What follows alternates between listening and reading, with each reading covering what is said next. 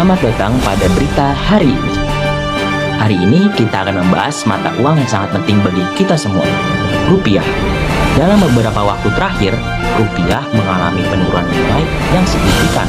Apa yang sebenarnya terjadi dan bagaimana dampaknya bagi perekonomian kita? Mari kita bahas lebih dalam tentang isu ini. Sejak beberapa bulan terakhir, nilai tukar rupiah terhadap dolar Amerika mengalami perlemahan yang cukup tajam. Dari kisaran yang stabil di 14.000 per dolar, rupiah kini merosot hingga lebih dari 15.000. Kondisi ini menimbulkan kekhawatiran di kalangan pelaku ekonomi domestik maupun internasional. Tapi, apa yang sebenarnya memicu penurunan ini? Ada beberapa faktor yang berkontribusi pada melemahnya rupiah. Salah satunya adalah kebijakan moneter Amerika Serikat. The Federal Reserve menaikkan suku bunga secara agresif untuk menahan laju inflasi di negaranya.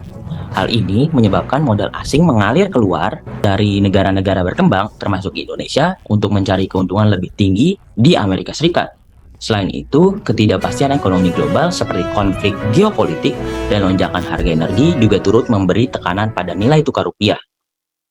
Penurunan rupiah memiliki dampak langsung terhadap perekonomian global dan domestik. Bagi Indonesia, harga barang impor akan meningkat, terutama bahan baku dan produk teknologi.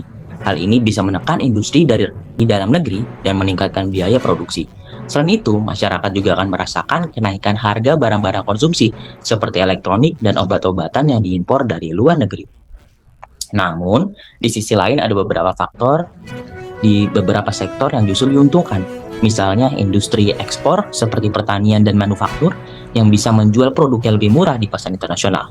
Sektor pariwisata juga berpotensi meningkatkan karena wisatawan mancanegara bisa menikmati biaya yang lebih murah di Indonesia. Lalu bagaimana prediksi ke depannya? Meski tantangan masih ada, banyak ekonom yang percaya bahwa rupiah akan kembali stabil dalam jangka menengah hingga panjang. Pemerintah Indonesia juga telah mengambil langkah-langkah untuk memperkuat fundamental ekonomi seperti menjaga stabilitas fiskal dan mempercepat pembangunan infrastruktur. Bank Indonesia juga terus memantau situasi dan siap melakukan intervensi jika diperlukan, termasuk menaikkan suku bunga atau melakukan stabilisasi pasar falas. Dalam jangka panjang, peningkatan sektor teknologi dan UMKM diharapkan dapat meningkatkan ketahanan ekonomi nasional, sehingga rupiah lebih kuat menghadapi gejolak global. Penurunan rupiah mungkin menimbulkan kekhawatiran, tapi dengan langkah-langkah yang tepat, kita bisa menghadapinya bersama. Mari kita tetap optimis bahwa perekonomian Indonesia akan lebih bangkit dan kuat di masa depan. Terima kasih. Sekilas info berita hari ini. Terima kasih.